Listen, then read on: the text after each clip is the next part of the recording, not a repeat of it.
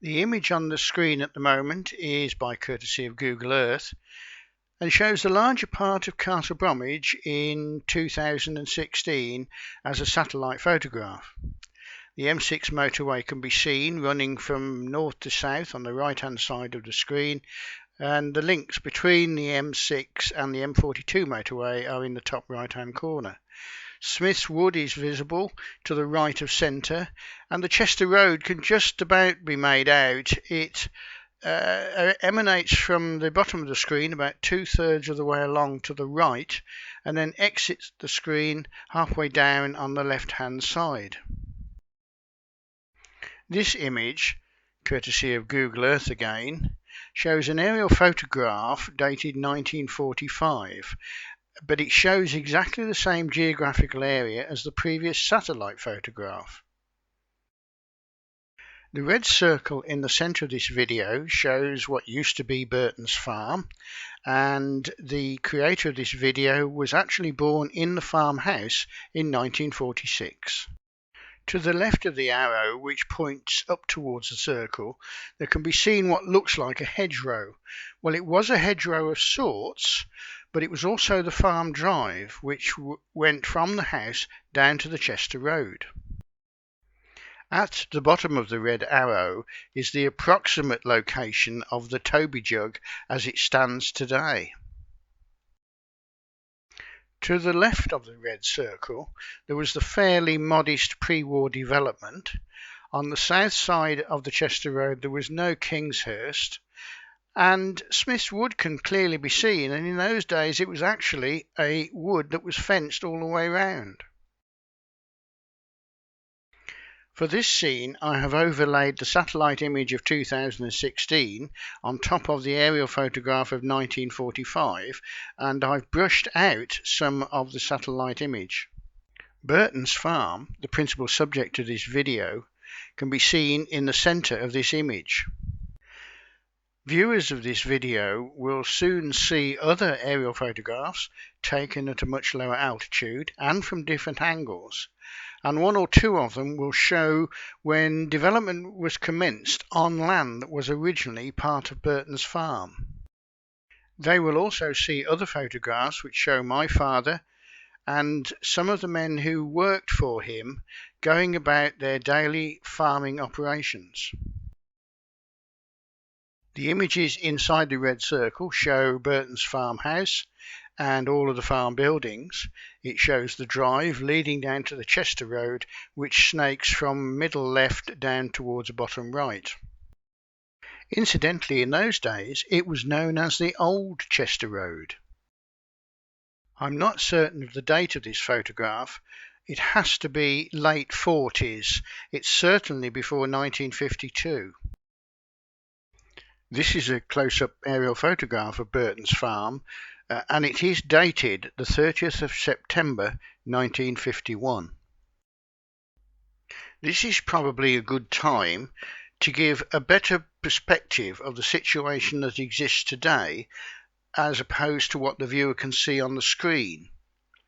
Firstly, the White House in the foreground, the house where the creator of this video was born, and what was the farmhouse at the date of the photograph, is now where numbers 5 and 6 King's Croft are situated.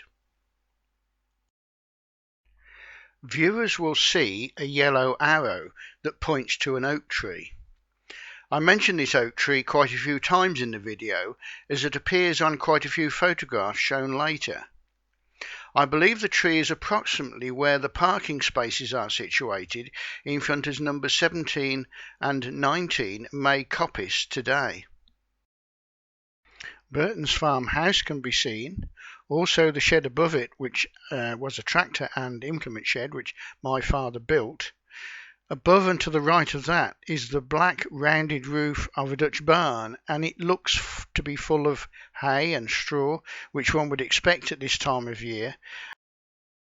Above the Dutch barn, although not very clear, was the meal house where cereals were ground or rolled to feed to the livestock. The high-pitched roof above that was the cow shed, and what looks like a very white roof on the next building was actually the pig shed. Above the pig building, standing all on its own, is a small brick-built building, and I suspect it was what used to be called a shant. I never went into this building, but shants were where visiting workers would live while they were carrying out jobs during busy times on the farm. If you look in the field to the right of the farm buildings, you can see one completed corn rick and two partially completed ricks. This tells us that the cereal crops at Burton's farm were cut with a binder rather than a combine harvester. Combine harvesters were still quite rare in 1951. There are another couple of interesting features on this photograph. Two or three of those trees to the right of those straw ricks are still there. If you travel along Windward Way and turn left into May Coppice, there are some older trees in there, and they are those trees that you can see in this image. If you look very carefully in the middle of that group of trees, you can see some chimneys. They are the chimneys of the original Burton's farmhouse. I never remember anybody living in that house, but there's quite a story to it, in that when development started on Burton's farm, a company was sent to demolish the farmhouse. But they were supposed to demolish the main farmhouse, which you can see, the white one in the forefront. Instead of that, they demolished the real old farmhouse in amongst those trees, and it may have been a listed building.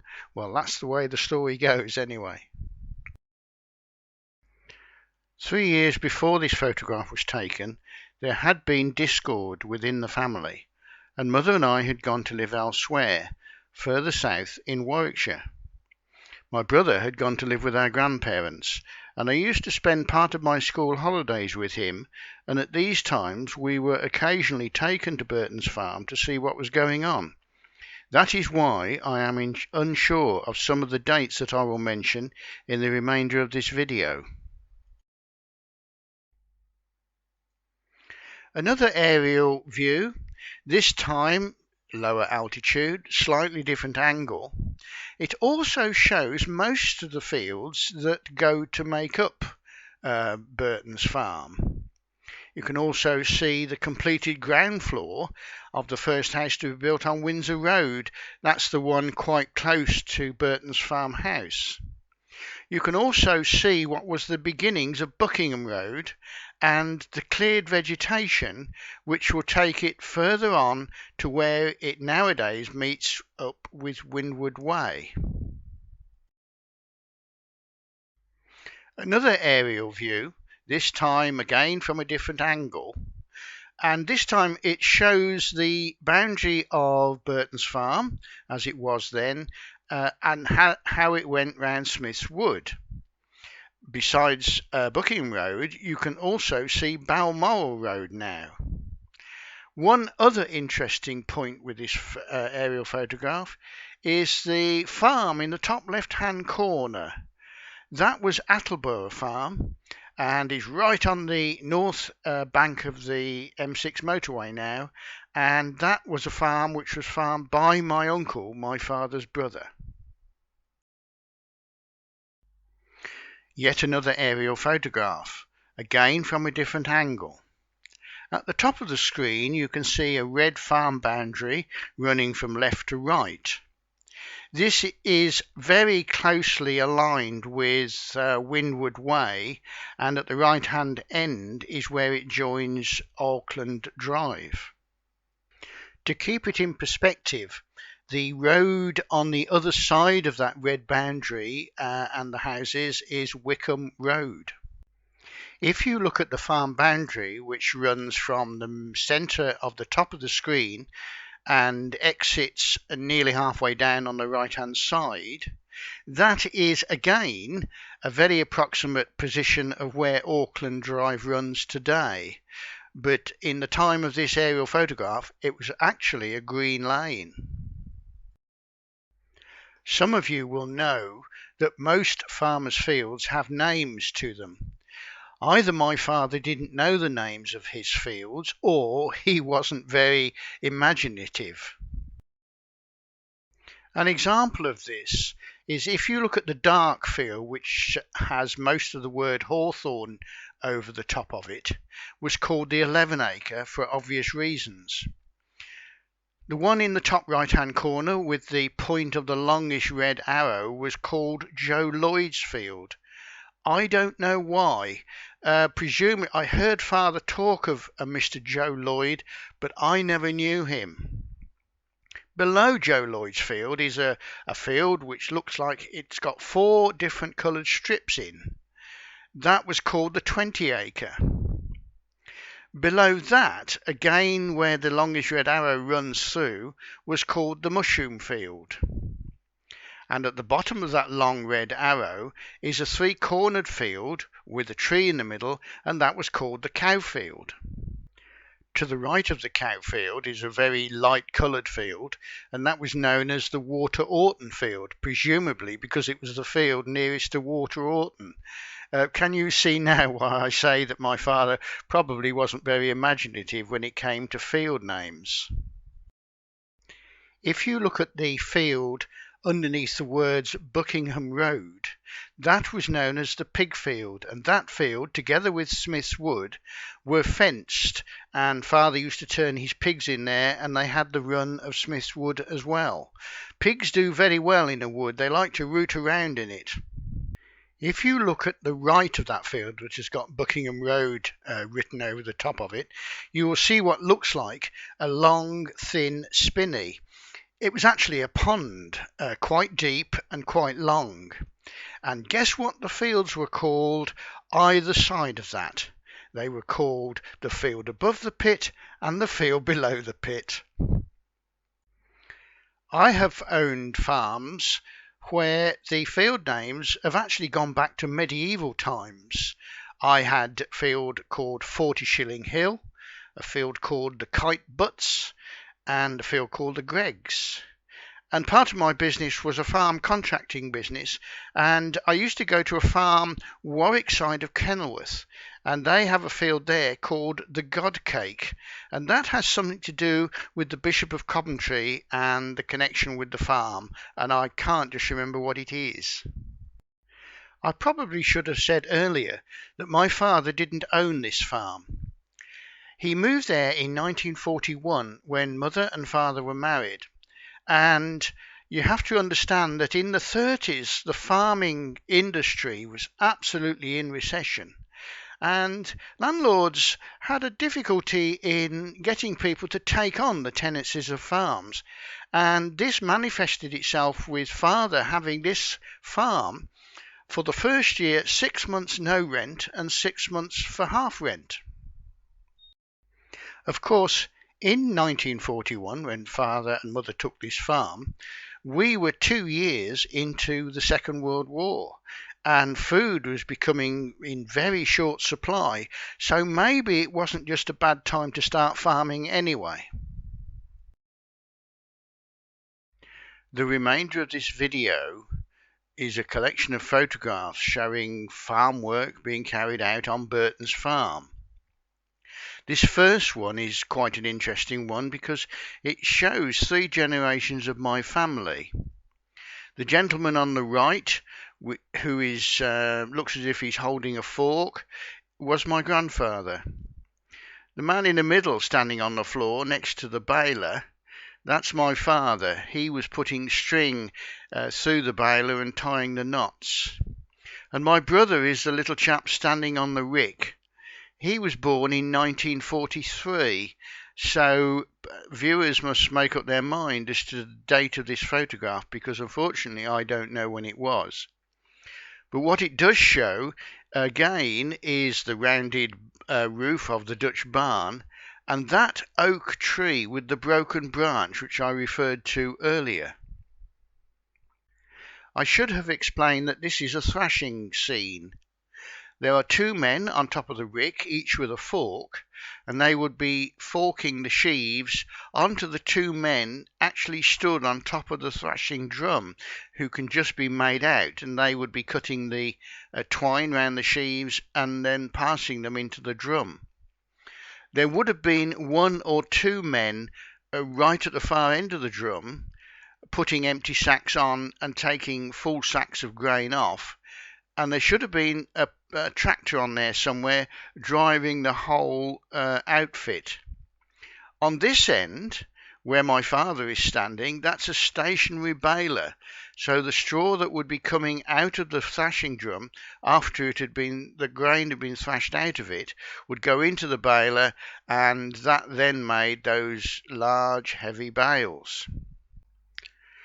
This whole thrashing outfit is, I believe, standing on ground that is now occupied by the houses of number 17 and number 19 May Coppice. I think this is another thrashing scene at a different time, because there are some sacks of grain in front of that other unopened rick which can be seen. Notice the branch in the top left-hand corner. That is the stub, the broken branch of the oak tree, which I have referred to before. The gentleman on the left with a cup in his hand is my father. The one next to him with a fork in his hand is one of his brothers.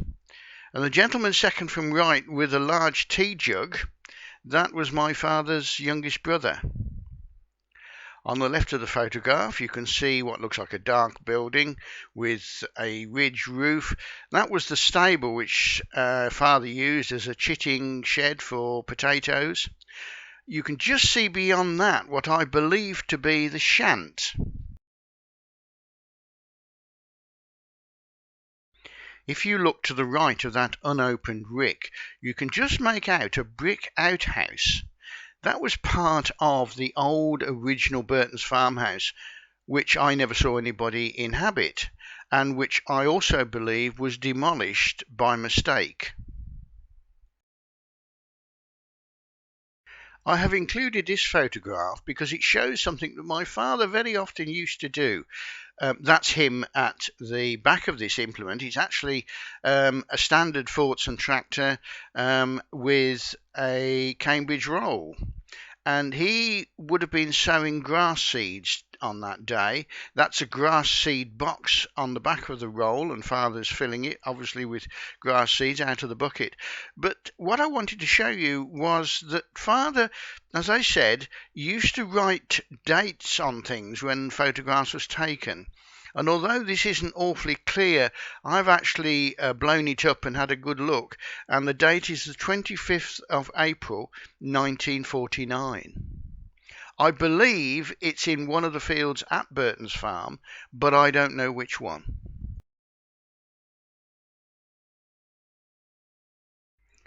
I found this photograph quite interesting. That is a brand new tractor, a Nuffield tractor, on the rear of father's lorry. You can see that was father's lorry, and he's got his name and the name of the farm on the door of the lorry. But father had just collected this tractor from the factory where they were made. Now, I'm not certain whether it was actually Castle Bromwich or Ward End, but I believe it to be where they used to make the Spitfire fighter planes. And again, you can see father has written in chalk on the side of the lorry the date. And in fact, it's not that clear, but it was the 23rd of October, 1950. This photograph shows a tractor which my father had imported from the United States. It actually came over in a crate. I mean, it was pretty well made up. I think he just had to put the wheels on and the seat and one or two other things, and that's what they're doing in this photograph. One of his brothers stands behind the tractor with a cigarette in his mouth. I'm not certain who the other gentleman is. This wasn't taken at Burton's farm.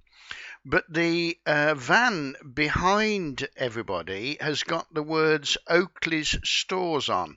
And I still remember, I think, that there was a sort of general stores along the Chester Road, and it was known as Oakley's Stores, but I stand to be corrected on that.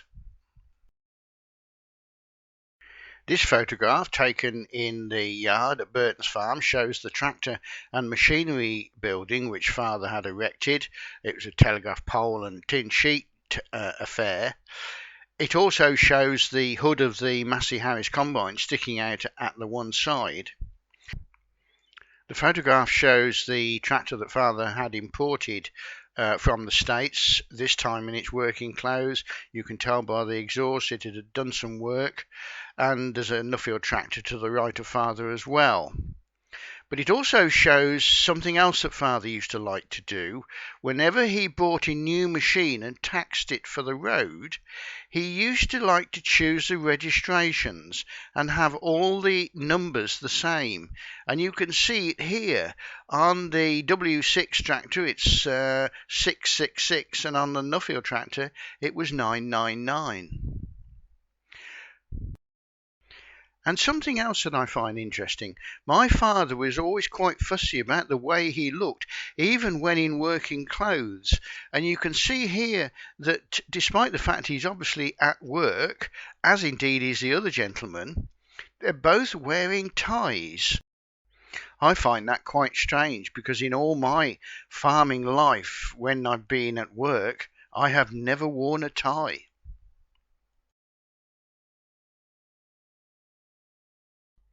Father had obviously decided that this day was the day to have everyone on parade, and so that's his lorry again on the far left, a Fordson E27N next to it, then the W6, which was the imported tractor, then a standard Fordson, and then on the right hand side is the Ferguson TE20, the Fergie 20. And that is still owned within the family today. This is the only photograph that I have of this tractor. It looks quite new to me, so maybe it was a new addition to the fleet. It's actually a Fordson E1A Major. I have a suspicion that father didn't keep it very long, because I do remember him telling me once that he'd had one Fordson tractor that he hated, and he got rid of it. And I can understand it, because I've driven one of these and they're pretty awful things to drive. But also notice father again in his working clothes, dirty overalls, but he's still wearing a tie.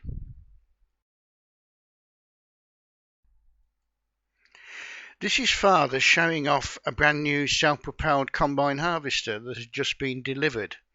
It was a Massey Harris 726. Note that this combine was a bagger combine as opposed to corn being handled in bulk as it is today. Again, he had chalked the date on it, which was the 12th of January 1952. It may well have been his first new combine. Father is second from right, and the Dutch barn can be seen behind the combine. Father was building up his business because, as well as farming, he did quite a lot of farm contracting for other farmers. Over the years he had numerous new combines because he did a lot of that kind of work. It's worth remembering that in those days a new combine harvester such as this was around the £1,000 mark, whereas today you would have difficulty in buying a new one for much less than 300,000, and it's quite easy to spend £500,000 on a combine today. But they have much greater capacity than one of these old machines would have. Father might have combined 300 to 400 acres per year, whereas today I know where there are combines that easily do 2,000 acres a year. Shortly after this photograph was taken, father also took the tenancy of another farm. That was Boggs Farm on the Coleshill to Stonebridge Road. The farm is sandwiched between what was originally a wood, which then became a sand and gravel quarry, and eventually a council tip, and is situated on the left as soon as you go over the M6 motorway, and the other gravel workings at Packington, where the huge mountain of waste is today. This is another photograph of the same combine and on the same day, but in a different position. and this time it is possible to get a glimpse of the original farmhouse between the combine and the straw rick on the right, and a chimney can just be seen. As I said earlier, I never knew anybody to live in this house, and in fact Father used to keep machinery spares in there. I think that this is quite an interesting photograph. It's another new Nuffield tractor, this time taken on leap year day 1956, as can be clearly seen on the 2-gallon petrol can on the floor. But look at the tree on the right. That is the old oak tree that I've referred to previously with a broken branch. But more importantly, look over the tractor mudguard and the bonnet. The roofs of 2 houses in Buckingham Road can just be seen.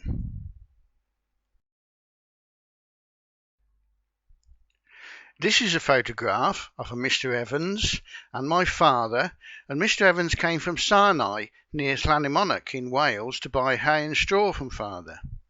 The barn in the background is the meal house where corn was rolled and ground for the cattle and pigs, and the Dutch barn with the rounded black roof is clearly visible.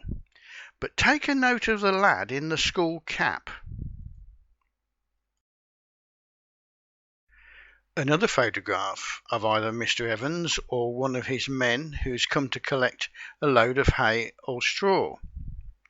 But the lad with the school cap has managed to get in on the photograph as well. That is the rear of Burton's farmhouse, and it's not looking at its best.